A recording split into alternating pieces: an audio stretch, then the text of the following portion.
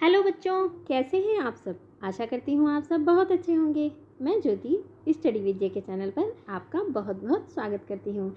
आज हम लोग करने वाले हैं कक्षा 6 हिंदी बाल राम कथा से चैप्टर 3 दो वरदान। तो चलिए इसको देख लेते हैं।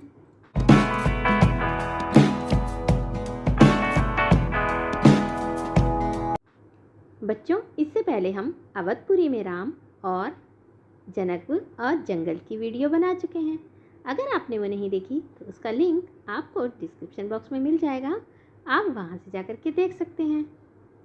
हमने सेकंड पार्ट में जाना कि राम का विवाह सीता के साथ, लक्ष्मण का विवाह उनकी बहन उर्मिला के साथ हुआ। इसी तरह से उनके भाई शत्रुघ्न और भरत का विवाह भी कुशध्वज की दोनों पुत्रियों के साथ हो गया था और सभी लोग अपनी पुत्रवधुओं के साथ अयोध्या आ गए थे। इस अध्याय में हम लोग पढ़ेंगे दो वरदानों के बारे में जो महाराज दशरथ ने अपनी रानी कैकेयी को देने का वायदा किया था। राजा दशरथ के मन में अब एक ही इच्छा बची थी, राम का राज्याभिषेक। वो चाहते थे कि जल्द से राम का राज्याभिषेक हो जाए, उन्हें युवराज का पद दे दिया जाए। युवराज का पद क्यों दिया जाता है? क्योंकि पहले के समय में जो राजा का ज्येष्ठ पुत्र होता था, यानी सबसे बड़ा पुत्र, उसी को राजा बनाया जाता था और उससे पहले उन्हें युवराज बना दिया जाता था ताकि राजा की मृत्यु के बाद उन्हें सिंहासन दे दिया जाए। अयोध्या लौटने के बाद से ही उन्होंने राम को राजकाज में शामिल करना शुरू कर दिया था। राम ये जिम्मेदारी अच्छी तरह से निभा रहे थे। उनकी विनम्रता, विद्वता और पराक्रम का लोहा सभी मानते थे। प्रजा उनको चाहती थी, प्रजा भी उनको बहुत प्यार करती थी। दशरथ के लिए तो वह प्राणों से प्यारे थे ही। दरबार में राम का सम्मान निरंतर बढ़ रहा था। सम्मान कहते हैं आदर को। राम का आदर लगातार बढ़ता जा रहा था। राजा दशरथ वृद्ध हो चले थे। वृद्ध कहते हैं बूढ़े होना। राजा दशरथ की अब आयु हो चली थी। मुनि वशिष्ठ से विचार विमर्श करने के बाद एक दिन उन्होंने दरबार में कहा, मैंने लंबे समय तक राजकाज चलाया, जैसा बन पड़ा, मुझसे जैसा भी हो पड़ा, मैंने बहुत लंबे समय तक राजकाज चलाया है। अब मेरे अंग शिथिल हो गए हैं। शिथिल होना यानी ढीले पड़ जाना। मैं वृद्ध हो चला हूँ, अब मैं बूढ़ा हो चला हूँ। मैं चाहता हूँ कि यह कार्यभार राम को सौंप दूँ। मैं चाहता हूँ कि अब राम ही राजा बन जाए। अगर आप सब सहमत हों तो राम को युवराज का पद दे दिया जाए। अगर आपकी राय इससे भिन्न है तो मैं उस पर भी विचार करने को तैयार हूँ। अगर आप चाहते हैं कि राम के अलावा और किसी राजकुमार को युवराज का पद दिया जाए तो मैं उसके बारे में भी सोच सकता हूँ, ऐसा राजा दशरथ ने कहा। सभा ने तुमुल ध्वनि से राजा दशरथ के प्रस्ताव का स्वागत किया। सभा में जितने भी लोग थे सबने एक स्वर में राजा दशरथ के प्रस्ताव का स्वागत किया। सबने कहा कि राम को युवराज का पद दे दिया जाना चाहिए। राम की जय जयकार होने लगी। दशरथ थोड़ी देर तक सुनते रहे, संतोष के साथ। उन्हें बहुत अच्छा लग रहा था। धैर्य के साथ वो सुन रहे थे कि सब लोग राम की जय जयकार कर रहे हैं। उन्होंने कहा, शुभ काम में देरी नहीं होनी चाहिए। मेरी इच्छा है कि राम का राज्याभिषेक कल सुबह कर दिया जाए। यह समाचार पलक झपकते पूरे नगर में फैल गया। हर जगह बस यही चर्चा थी। राज्याभिषेक की तैयारियां शुरू हो गईं। भरत और शत्रुघ्न उस समय अयोध्या में नहीं थे। वे अपने नाना कैकेयी राज के यहाँ गए हुए थे। भरत जब भी अयोध्या लौटने की बात करते, नाना उन्हें रोक लेते। भरत को अयोध्या की घटनाओं की सूचना नहीं थी।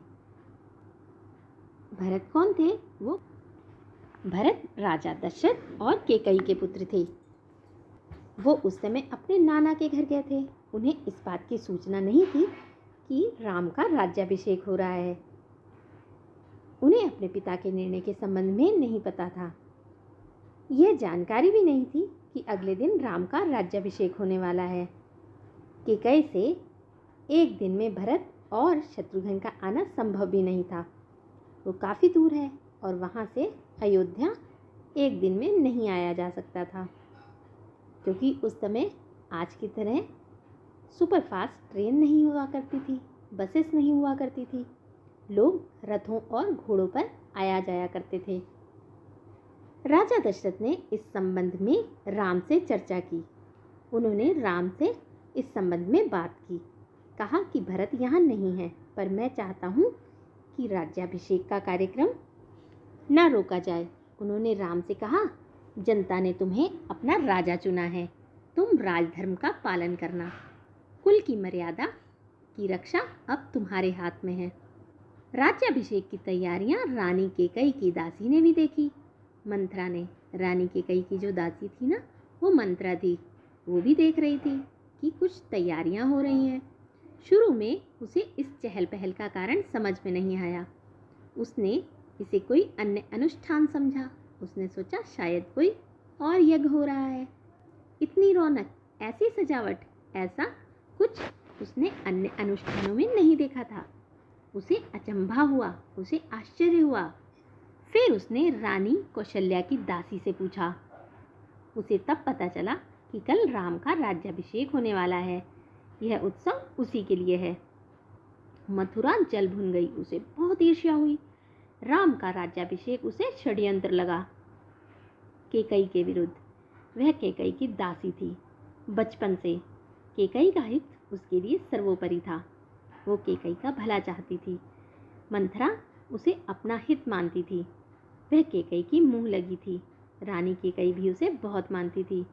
रानी केकई अपनी हर एक बात मंथरा से शेयर किया करती थी, हर एक बात उससे साझा किया करती थी। वो उसकी सबसे प्रिय दासी थी। जब मंथरा को इस बारे में पता लगा कि कल राम का राज्याभिषेक होने वाला है, तो उसे बहुत ही गुस्सा आया। क्रोध से आग बबूला मंथरा रनिवास की ओर भागी, सीधे केकई के कक्ष में। वह हाँफ रही थी। वो इतनी तेज दौड़ कर गई कि वो हाँफ रही थी। क्रोध से चेहरा लाल था। उसे बहुत ही गुस्सा आ रहा था और गुस्से के कारण उसका चेहरा लाल पड़ गया था। भागने के कारण सांस उखड़ रही थी। उसने रानी केकई को सोते हुए देखा। जब वो रनिवास पहुंची तो उसने पाया कि रानी केकई सो रही हैं। किसी तरह स्वयं को संभालते हुए मंथरा ने कहा, अरे मेरी मूर्ख रानी, उठ, तेरे ऊपर भयानक विपदा आने वाली है। तेरे ऊपर बहुत बड़ा कष्ट आने वाला है। यह समय सोने का नहीं है। होश में आओ, विपत्ति का पहाड़ टूटे इससे पहले जाग जाओ। रानी केकई नींद से चौंक कर उठी। जब उसने अचानक से मंथरा की आवाज़ सुनी तो वो नींद से उठ गई। उन्हें मंथरा की बात समझ में नहीं आई। बात क्या है? तुम इतना घबराई क्यों हो? सब कुशल तो है? उन्होंने पूछा। रानी केकई ने मंथरा से पूछा कि क्या बात है, तुम इतना क्यों घबराई हो? सब कुछ ठीक तो है? तो मंथरा ने जवाब दिया, कैसा कुशल, कैसा मंगल, सब अमंगल होने वाला है। तुम्हारे सुखों का अंत। महाराज दशरथ ने कल राम का राज्याभिषेक करने का निर्णय लिया है। अब राम युवराज होंगे।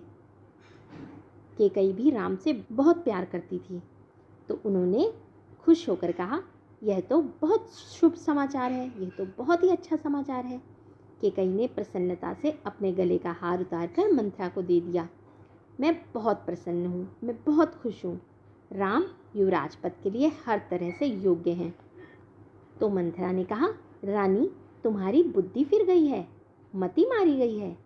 सवाल राम की योग्यता का नहीं है, राजा दशरथ के षड्यंत्र का है, तुम्हारे अधिकार छीनने का है। मंथरा ने हार दूर फेंकते हुए कहा, यह षड्यंत्र नहीं तो और क्या है? कल सुबह राज्याभिषेक है। भरत को जानबूझकर ननिहाल भेज दिया, समारोह के लिए बुलाया तक नहीं। उन्होंने कहा, राजा दशरथ ये सब जानबूझकर कर रहे हैं। वो राम को ही राजा बनाना चाहते हैं, इसलिए भरत को उन्होंने नानी के घर भेज दिया है और समारोह में बुलाया भी नहीं। मंथरा ये चाहती थी कि भरत को राजगद्दी मिले, भरत को राजा बनाया जाए, ताकि केकई का पुत्र भरत था और वो चाहती थी कि अगर भरत राजा बनेंगे तो केकई के साथ साथ उसका भी राज्य में सम्मान और बढ़ जाएगा। केकई का स्वर उग्र हो गया, वो गुस्से में आ गई। उन्होंने मंथरा को डांटते हुए कहा, राम के प्रति मेरा अगाध स्नेह है, वह मुझे माँ के समान मानते हैं। तुम्हें इसमें षड्यंत्र दिखाई देता है? इसमें षड्यंत्र नहीं है। राम के बाद भरत ही राजा बनेंगे। राज सर्वदा ज्येष्ठ पुत्र को ही मिलता है। बच्चों, पहले के समय में क्या हुआ करता था ना, जो राजा हुआ करते थे उनके सबसे बड़े पुत्र को ही राजा बनाया जाता था। राम क्योंकि भाइयों में सबसे बड़े थे तो राजा उन्हीं को बनाया जाना था। उन्हें ये बात बिल्कुल बुरी नहीं लगी। उन्होंने कहा कि राम ही राजा बनेंगे और राम के बाद भरत राजा बन जाएंगे। मंथरा पर इस फटकार का कोई प्रभाव नहीं हुआ, कोई असर नहीं हुआ। उनके लिए यह दशरथ का षड्यंत्र था। वह रानी केकई के पलंग पर बैठ गई।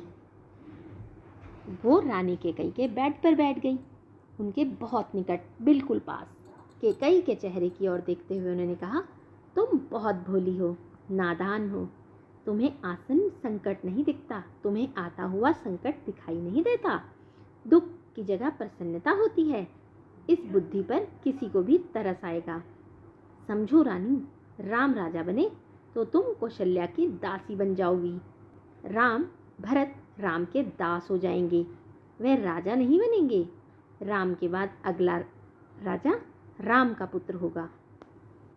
अनर्थ को अर्थ समझने की मूर्खता मत करो रानी। राम को राज मिला तो वे भरत को देश निकाला दे देंगे, वे भरत को दंड देंगे। इस तिरस्कार से भरत की रक्षा करो। रानी, कोई ऐसा उपाय करो कि राजगद्दी भरत को मिले और राम को जंगल भेज दिया जाए। केकई पर मंथरा की बातों का असर होने लगा। जब कोई भी किसी को बार बार एक ही बात रिपीट करता है ना, तो दूसरे को भी उसकी बातों पर भरोसा होने लगता है। अब केकई को मंथरा बार बार यही बात कह रही थी कि भरत के साथ धोखा होगा, तो उन्हें भी ऐसा ही लगने लगा। उनका सिर चकरा गया। वह पलंग से उठी तो पांव सीधे नहीं पड़े। आंखों में आंसू थे, मन भारी हो गया। प्रसन्नता की जगह अव्यक्त क्रोध ने ले ली। उनके मन में अजीब तरह का गुस्सा आ गया। मंथरा के तर्कों में उन्हें सच्चाई दिखाई देने लगी। तुम ही बताओ मैं क्या करूं? केकई ने आंसू पोंछते हुए मंथरा से कहा। उन्होंने कहा, अब तुम ही मुझे कोई उपाय बताओ कि मुझे क्या करना चाहिए। मंथरा पलंग से उठी, केकई के पास जाकर खड़ी हो गई। उसने कहा, याद करो रानी, महाराज दशरथ ने तुम्हें 2 वरदान दिए थे। दशरथ से अपना वचन पूरा करने को कहो। एक से भरत के लिए राजगद्दी मांग लो, दूसरे से राम को 14 वर्ष का वनवास। बच्चों, एक बार राजा दशरथ किसी युद्ध में फंस गए थे। उनके रथ का पहिया निकल गया था और राजा दशरथ उस समय युद्ध कर रहे थे, तो रानी केकई ने उस समय रथ का पहिया बचाकर और युद्ध में दशरथ की सहायता करके उस युद्ध में राजा दशरथ की मदद की थी। उस समय खुश होकर महाराज दशरथ ने रानी केकई को 2 वरदान देने की बात की थी। रानी केकई को राजा दशरथ बहुत ही प्रेम करते थे। रानी केकई ने उस समय वो वरदान लेने से मना कर दिया। उन्होंने कहा कि वक्त आने पर वो मांग लेंगी। तो इस समय उन्हीं 2 वरदानों की बात मंथरा ने याद दिलाई। उसने कहा कि तुम 2 वरदान वही मांग लो और तुम उसमें से एक से भरत के लिए राजगद्दी मांगना कि भरत को राजा बनाया जाए, और दूसरे वरदान में आप राम को 14 वर्ष के वनवास के लिए भेज देना। केकई का चेहरा तमतमाया हुआ था, गुस्से से लाल था। उन्हें मंथरा की बात ठीक लगी। उनके मन में एक प्रश्न अब भी था, यह बात दशरथ से कैसे कहें? उन्हें रनिवास बुलाएं या प्रतीक्षा करें? मंथरा ने केकई के मन की बात भांप ली। उसने कहा, तुम मैले कपड़े पहनकर कोप भवन चली जाओ। महाराज दशरथ आए तो उनकी ओर मत देखो, बात मत करो। तुम उनकी प्रिय रानी हो, तुम्हारा दुख देख नहीं पाएंगे। बस उसी समय तुम उन्हें पिछली बात याद दिलाना और दोनों वचन मांग लेना। मंथरा ने केकई को समझाया कि वो दशरथ से अपने वरदान किस तरह मांगे, वो अपनी बात दशरथ तक कैसे पहुंचाएं। उन्होंने कहा, तुम मैले कपड़े पहनकर कोप भवन जाना और वहाँ पर तुम दशरथ की ओर बिल्कुल मत देखना, कोई बात नहीं करना। राजा दशरथ जब तुमको दुखी देखेंगे तो वो खुद ही पूछेंगे कि उन्हें क्या परेशानी है, और जब वो पूछेंगे तो उन्हें पिछली बात याद दिला देना और दोनों वचन मांग लेना। बच्चों, जो दशरथ थे ना, वो रघुकुल वंश के राजा थे।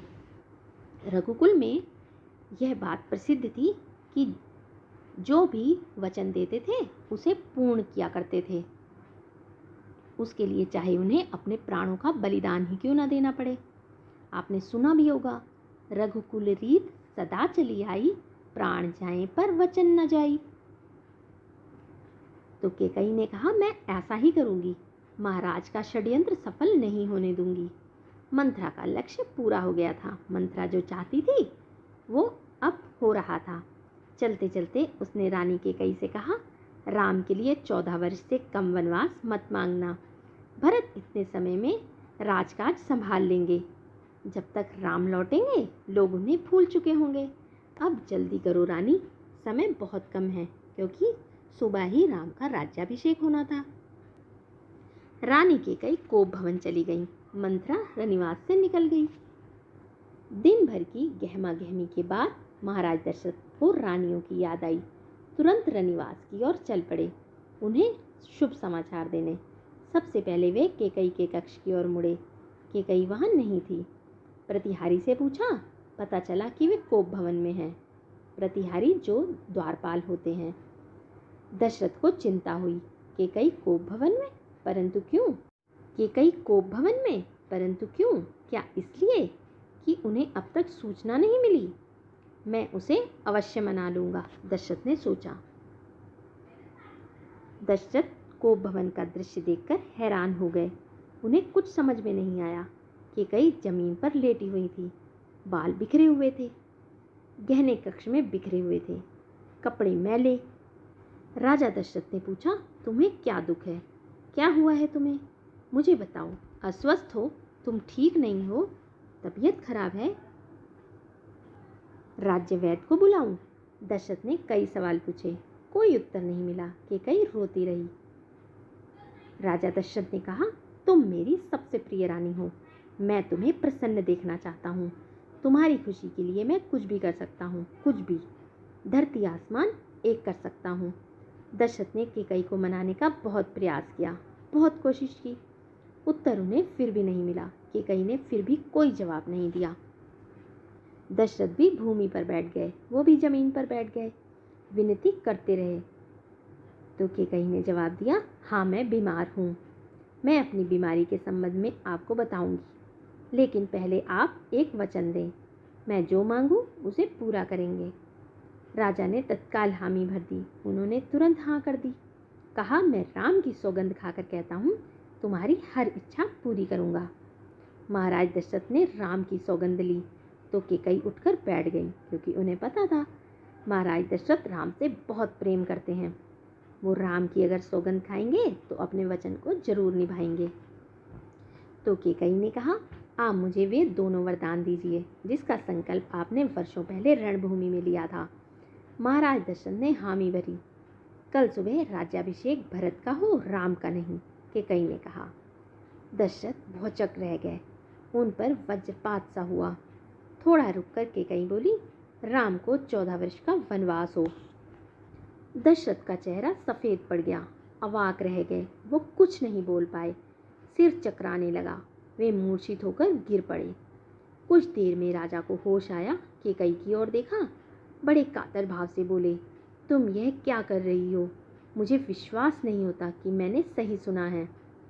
राजा दशरथ को भी पता था कि रानी केकई राम से बहुत प्यार करती हैं, लेकिन उन्हें अचानक क्या हुआ, इस बात का उन्हें विश्वास नहीं हो रहा था। केकई अड़ी रहीं।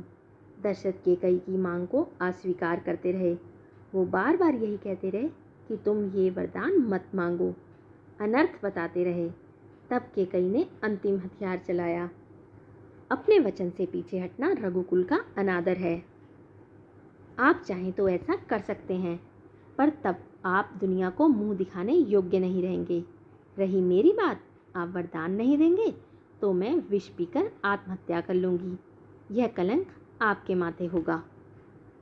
राजा दशरथ यह नहीं सुन सके, दोबारा बेहोश हो गए। रात भर बेसुध पड़े रहे। बीच बीच में होश आता, वह कैकई को समझाते, गिड़गिड़ाते, धमकाते, डराते, पर कैकई टस से मस नहीं हुई। सारी रात इसी तरह बीत गई। रानी कैकई इस बात पर बिल्कुल अड़ग रही। उन्होंने कहा कि राम को 14 वर्ष का वनवास होना चाहिए और भरत को राजगद्दी मिलनी चाहिए। राजा दशरथ के बार बार समझाने पर भी रानी कैकई अपनी बात पर अड़ी रही। अब आपको बताना है आपको ये वीडियो कैसी लगी। अच्छी लगी हो तो इसको लाइक ज़रूर करें, अपने दोस्तों में ज़्यादा से ज़्यादा शेयर करें। जो लोग चैनल पर नए हैं चैनल को सब्सक्राइब कर लें। बहुत जल्द मिलेंगे इसके नेक्स्ट पार्ट के साथ। Till then bye.